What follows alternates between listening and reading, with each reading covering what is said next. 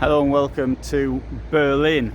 The monument I've got in front of me, this is the memorial to the Holocaust, built in the center of a united Berlin at a very distinct location, because this street down here, Hitler's bunker, is just to the left, 200 meters from where I'm standing right now. Over here was the Chancellery building, the government building, the new Chancellery, which was built by Hitler, opened in 1939, built by Albert Speer, ordered by Hitler. And the old Chancellery was also in this area. This area was also the dead zone between in East Berlin. This was supposed to, could even call it the killing zone, if you like. The tree line is roughly where the wall was. To the right, you can't see it now, you could have seen it been here 40 years ago, is the Brandenburg Gate. All of these buildings, of course, are new. And the buildings we see on that side, they would have been in West Berlin, and to this side that would have been East Berlin. And we've got these blocks here, which were this sort of estate, really, I could call it. This was elite housing built in East Berlin from 1986 until about 89. So it was built encroaching upon the wall, so to speak. So you can see from this house here to that one, that would have been the distance. That building, of course, didn't stand in those days, and that's the Tiergarten down there. So as far as a location for the Holocaust Memorial, this is quite apt. And it is absolutely enormous. And one thing I have to say about Germany, and particularly in Berlin above all, there are monuments all over the place to Nazi crimes. And other side in the park, we've got memorials to the Roma and the Sinti who were murdered by the Nazis. We've got a memorial to the homosexual people who were murdered. And to Jehovah's Witnesses we find memorials. In fact, Jehovah's Witnesses were the only religious group who were persecuted under the Nazis. Jews were persecuted for being Jewish, so it's a racial idea. Jehovah's Witnesses were persecuted because they were pacifist and sort of didn't go along with the Nazi ideology. Why Germany? Why did the Holocaust happen here? If you went back 100 years and you said that the Holocaust was going to happen, which country would you blame? The first, most logical one would probably be Russia, with its long history of anti-Semitism, deep-seated anti-Semitism, pogrom after pogrom after pogrom, which led to what I think is possibly the largest wave of emigration from one country up until that time. That was the Jews who left the Tsarist Russia at the end of the 19th century, beginning of the 20th century. So that would be the first one you might think of. Obviously, with the Bolshevik Revolution, a number of leading Bolsheviks were Jewish, but by the time Stalin is in power, he gets rid of a large number of the old Bolsheviks which were Jewish in the show trials. So by around 1937, only two left: Litvinov, who was lucky to escape with his life, and Kaganovich, who stayed until the end. So next country you might think of as potentially being that, and this is what usually people quote, is France. Although France was a democracy, there was also this deep-seated anti-Semitism in certain circles. But they are the two places you think most of all that it could happen. Now, I don't try and say that there's another country as well, and Poland as well, certainly deep-seated anti-Semitism, but Poland wasn't likely to start attacking other countries to actually acquire the land. It is my belief that, saying this as a Holocaust historian, it is my belief that the whole point of the war was the idea of getting a hold of the Jews and killing them. That's the whole point. This is, I see this as this conspiracy theory that Hitler came up with. No, Hitler didn't come up with the conspiracy theory. It was a long time. Hitler tried to put his, he tried to resolve his conspiracy theories, if you like. And now, conspiracy theories, as a rule, have at their very heart blaming somebody else. It's somebody else's fault for whatever the conspiracy is about. And nationalist conspiracy theories always work on these lines. We are better than they are, but they have done this to us. I mean, it's illogical, because if we are better than they are, how come they managed to do that to us? But that is, and you see that all the time, and still today. It wasn't just Nazism, it's all the time. Now, as far as in Germany, there were organizations before the First World War, and even just after, who were anti-Semitic. I think we have to see all these hundreds of years of anti-Semitism which is coming from various Christian churches, which has caused this, and certainly the persecutions which happened in so many countries, this idea of the Christ killers and that type of thing. This forced Jews also into certain occupations, which then became things such as money lending. It was only because it was banned by the Catholic Church, and this everybody wants to borrow money, nobody wants to give it back, and this also with this historic anti-Semitism.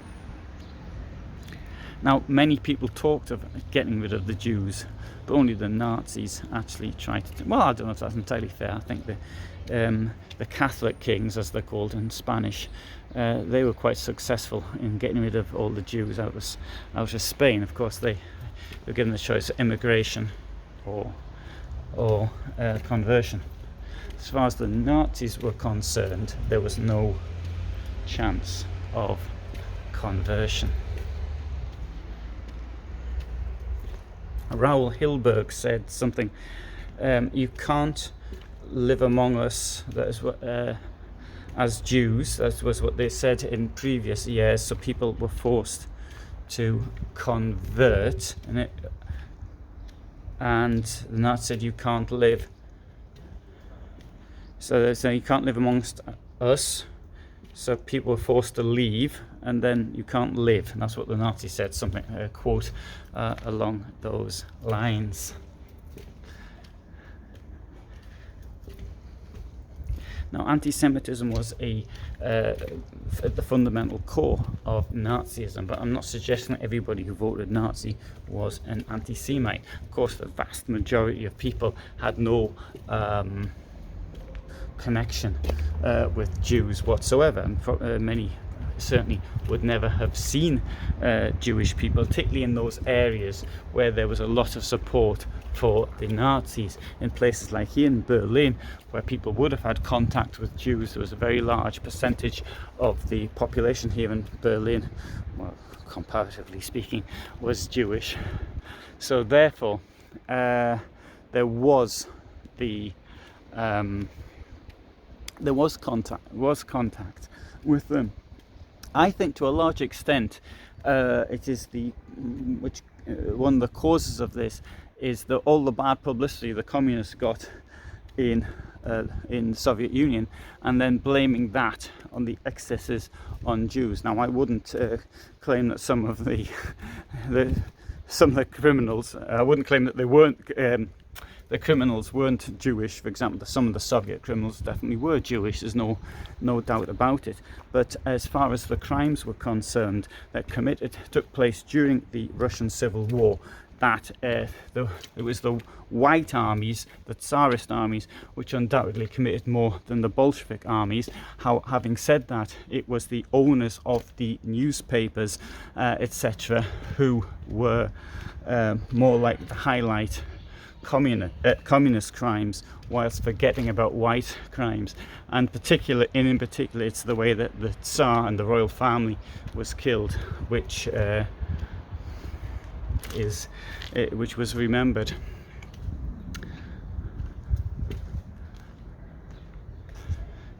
Here in Germany, though, the Nazis, what they had to do is they did it very, very slowly. They introduced anti-Semitic measures on a slow basis. On the 1st of April 1933, there was the attempt to boycott. It didn't work very well. So after that, they decided that they would do it in a different manner. They would do it more slowly, and so gradually they introduced anti-Jewish measures. On the other hand, as the Nazi state, have to bear in mind, you have these thugs going around the street in their brown uniforms, more or less not having to worry about the law or anything of that nature, and so they could attack people more or less at random, steal or whatever. The justice system was, by about 1935, the justice system was completely engulfed within the Nazi system, so there was little chance of getting a fair trial, if you like, if you were the victim of a Nazi excess in one way or the other. I think that because of the gradual exclusion of Jews in the society, the constant propaganda against Jews, that by the time that the Kristallnacht actually happened, people were too frightened to do anything. And I think it was this. So you have the thugs on the streets, and people are too frightened by themselves to do anything. And bear in mind that by this time there were no legal remedies. On the other hand, the Nazis did show more caution when murdering German Jews than they did, for example, with Polish Jews. On the 1st September 1939, Jews were killed from the very beginning, and with the invasion of the Soviet Union, particularly, you've got these massacres taking place all over the place. And not only that, because even the Einsatzgruppen, they met before the invasion of the Soviet Union, and they got together and they planned the killing, how they were going to do it. They were given training, they were given ideological lectures, and but as far as the German Jews were concerned, Nazis always bore in mind public opinion, and they did it very slowly. And what they didn't want was people who, the friends of the people who were to be killed, somehow protesting and getting the word out. That's why, for example, from Berlin, it took until 1943, really, for the last major deportations. In 1945, last deportation from Berlin was on March 1945.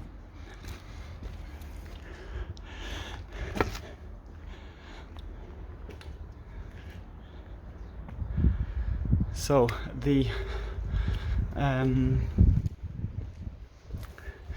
memorial, I think it's rather odd. There's another thing I'd like to say as well, which is this is the people who blame Germans for this, and that is completely wrong. First of all, Hitler was not German, he was Austrian. That's the first thing. The second thing is this: it is Nazi ideology that did this. It's not. To somehow say that Germans are Nazis when Germany is a liberal, progressive country today. This is completely wrong. The people who are responsible for the Holocaust and other things, they are Nazis, and It's Nazism, the ideology of hatred, racism, of claims superiority of one group of people over another. That is who is responsible for it. So, right, so I've given you a little walk around there. And here we've got there's a museum here. Under it, it's underground. That's why there was a ventilation thing I walked past, which I tried to demonstrate. So there's usually a queue waiting to get in here, but it's quite early at the moment, so it's probably not open. And so that opens at 10 o'clock, I think. I might be wrong. Here, oh, it's written up here.